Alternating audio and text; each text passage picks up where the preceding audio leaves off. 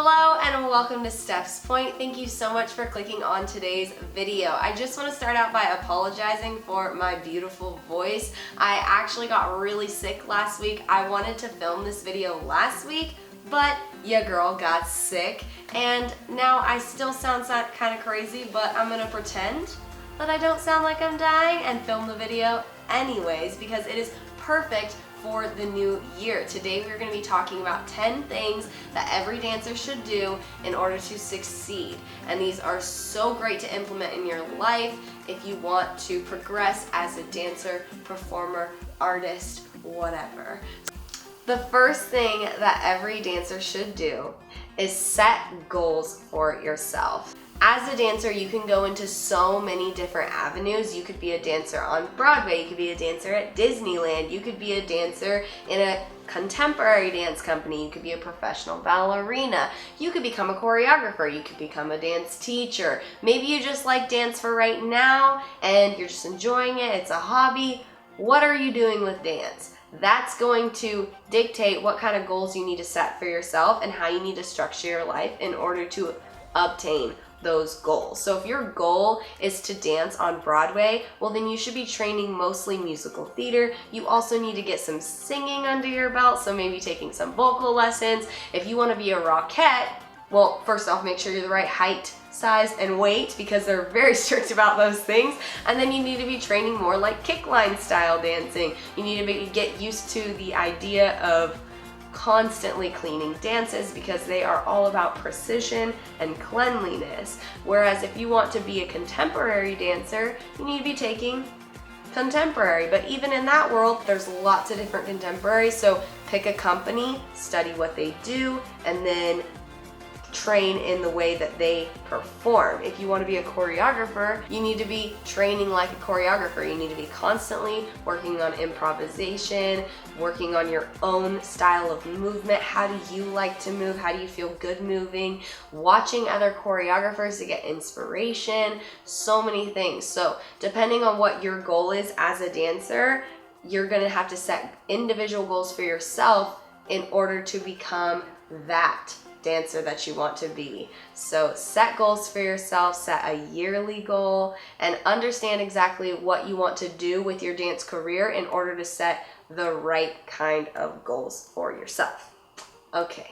The second thing that every dancer should be doing is having a morning routine. Having a routine that you do every single morning to set you on the right foot for the day. So for most dancers, that should definitely include drinking water first thing in the morning. I know it's not revolutionary. Everyone knows you should drink water, yet we still don't drink enough water. So start off your day by drinking a nice glass of water and then doing some sort of exercise or stretch that pertains to your specific goal. If you want to be a professional ballerina, you should be spending at least 10 minutes every single morning doing some pliés, doing some tendus, going through some basic ballet movements to warm up your body in that way. If you want to be just a general dancer, it's always good to do some mobility exercises. Just roll out your shoulders, roll out your neck, move through your spine, do some gentle stretching. Don't go crazy. Don't just drop into the splits first thing in the morning, but get your body moving and everything lubricated so that you can have a nice day ahead. If you are working towards becoming a choreographer, maybe you start off your day with 10 minutes of some improvisational exercises, 10 minutes of listening to music that inspires you and just moving your body to the music, imagining choreography that goes to that music, just working those muscles, those brain muscles to become a choreographer one day. So spending 10 minutes on your goals every single morning is how you're going to succeed in the long run. They always say success is just the sum of small daily efforts that you do with passion. So those little 10 minutes a day are going to add up to major changes in your dance career. Your morning routine should also have some sort of positive affirmation for yourself. As dancers, we tend to beat ourselves up all the time. We stare at ourselves in the mirror, we get upset when we don't get skills right away, and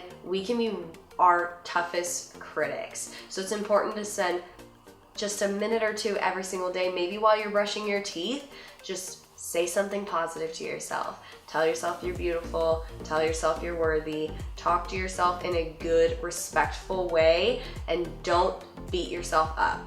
The third thing that every single dancer should be doing in their life is bringing a water bottle with you everywhere you go. It is so important to drink enough water. We all know it's important to drink enough water, so just get in the habit of taking a reusable water bottle with you every single place that you go so that you are always hydrated.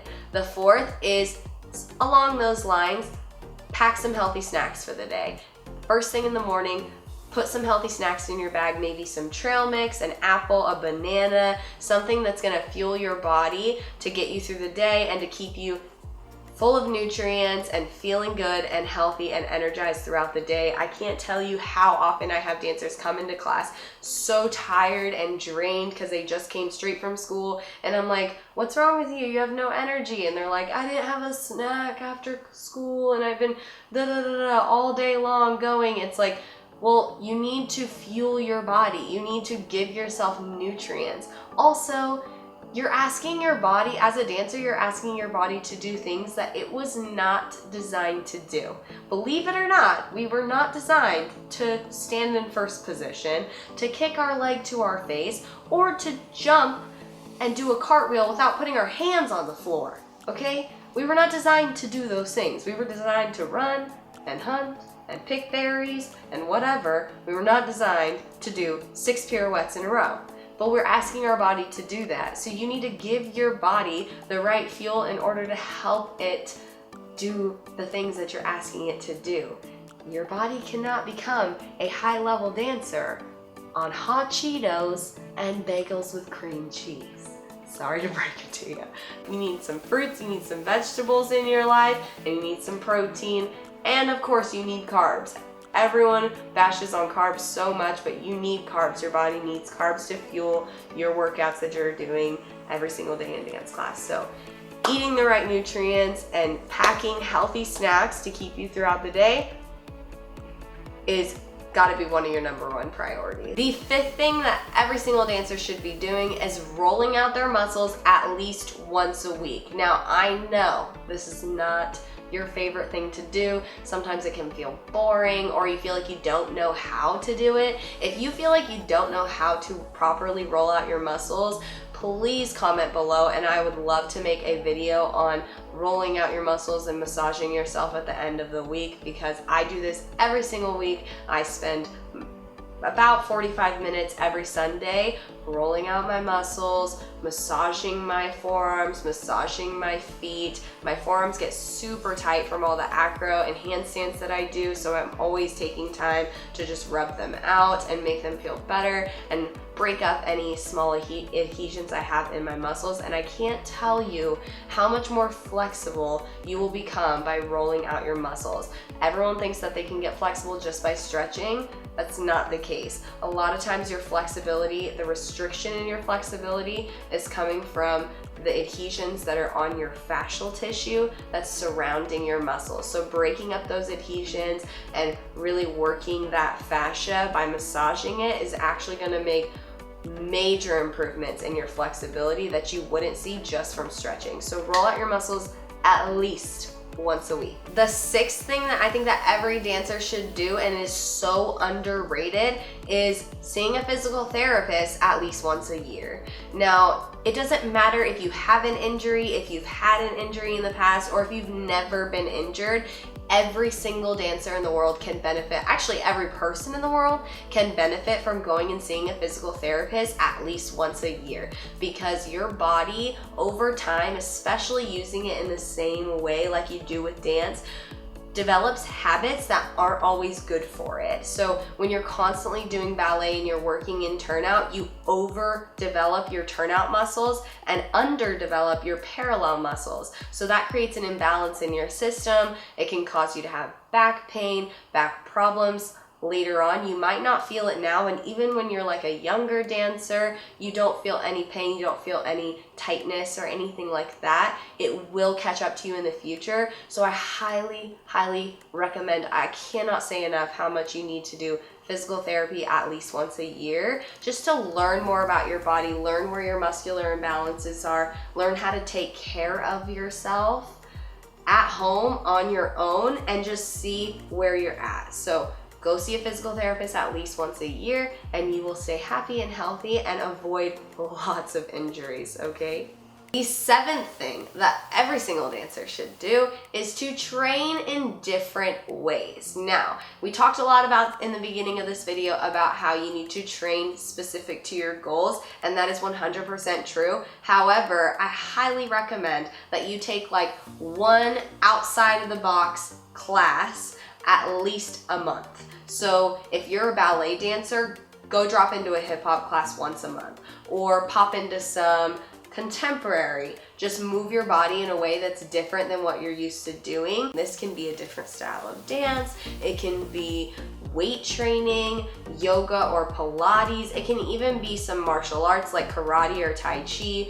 Your system gets so used to doing the things that you do every day, like ballet or contemporary or jazz, and it's important to work your muscles in a different way, especially if you ever want to choreograph. When you go to choreograph dances, if all your body knows is the same movement patterns of like high fib, first position, passe, that's all you're gonna be able to come up with, and it's gonna be really hard for you to come up with new and exciting choreography all on your own unless you're just like really good at it. But if you let your body experience different movement patterns, they can translate into your choreography and help it to look unique and make it your own. Also, it just helps your muscles to stay balanced by not always working and training in the same exact way. So do something outside of the box at least once a month to keep your system feeling fresh, keep dance feeling fresh, and to just retrain your muscles. The eighth thing that every single dancer should do is stretch at the end of every evening. Now, I know you've heard this before, but I just want to tell you, all day long, you're moving around, you're dancing, you go to school, you go to work or wherever, and you're walking, you're moving, and then at the end of the day, your muscles have had constant blood flow going in and out, they're warm, they're lubricated, and they're probably a little fatigued from the amount of exercise that you've done. Taking a moment to stretch out your muscles at the end of the night, like 10, 15 minutes, is gonna do wonders for your flexibility and also for the amount of time it takes your body to recover from certain exercises. If you've ever been sore for more than 1 or 2 days, then that's a huge sign that you need to stretch at the end of your exercise or at the end of the day. You should never be sore past 2 days after a class or an exercise, and if you are, it's because you didn't properly cool down, you didn't properly stretch your muscles. If you stretch your muscles, you can get away with being sore for only 1 day at the most. Sometimes you won't even be sore at all, because when you stretch out those muscles, you allow all of the folic acid that has built up in those muscles from the exercises that you've been doing to release and get into your bloodstream and be rinsed out of your body, as opposed to just sitting in your muscles and causing you to be super, super sore. Not to mention, as dancers, we want to be flexible. We all want our splits, we want our over splits. So it's really important that you stretch at the end of the day every single day in order to achieve those goals. Okay, so the 9th thing that every single dancer should do is go to auditions regularly. And they don't even have to be auditions that you want the part for. Like, I've been to auditions at Legoland and I was like, I don't want to be a Lego friend. That's not even something I'm interested in. But I go to auditions all the time. Some things that I want, obviously, and then some things that I'm just like, hey, there's an audition. It's a free class. An audition is a free dance class. You show up, you dance, you take class from an amazing instructor in the industry, you get feedback most of the time, and you get comfortable with the idea of putting a number on your shirt and standing in front of a panel of judges doing a dance with only 4 other people around you, or sometimes only by yourself. That's something that is really, really hard to get comfortable with without doing it. So if you want to become a professional dancer, you need to be going to auditions all the time. Just look up online auditions in your area and just show up. Even if it's not the right age range for you, even if it's not a gig that you want, just go to auditions all the time, because it's just gonna help you feel more comfortable. The first couple auditions you ever go to, you are going to be stressed out. You're gonna be scared, you're gonna be overwhelmed, you're gonna be like, these dancers are better than me. All of the thoughts, all of the feels are gonna come up in your brain, and it's gonna be really hard for you to perform your absolute best in front of those judges with all of that adrenaline and all of that stress. But the only way that you can get better at dealing with that and performing your best in front of judges is by going out and doing it all the time and making it a normal thing for you to experience. So go to auditions regularly. I cannot stress enough that you should go to auditions regularly. The 10th and most important thing that every dancer should do is constantly remind yourself why you love dance.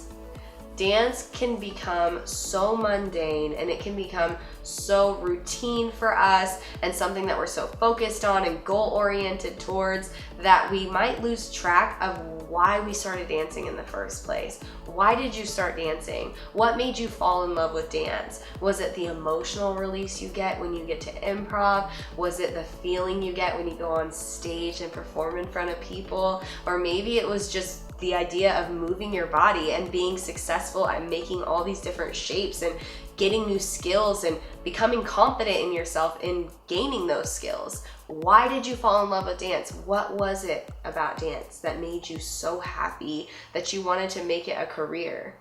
We lose track of why that is, and then we lose track of what dance means to us, and it just becomes a job or a goal or something that's tiring and we don't want to do anymore. That's a terrible feeling to have.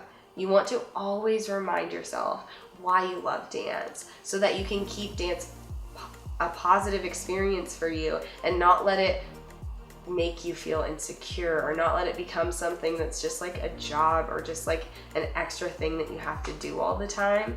Dance should be fun and it should be something that you love and you enjoy. So don't ever forget why you started dancing in the first place. That's my final tip for you guys today. I hope you enjoyed this video and you found these tips super helpful. If you can implement at least 3 of these 10 things into your life in 2020, I guarantee you will see major changes in your dancing. But implement all 10 and you're on your way to becoming a successful dancer in whatever that means to you. If you like this video, make sure you give it a big thumbs up and don't forget to subscribe to my channel for more videos. Leave me a comment below if you have any other tips that you think that dancers should do and incorporate into their lives, because I'd love to hear about those. And I will see you guys in the next video. Bye guys.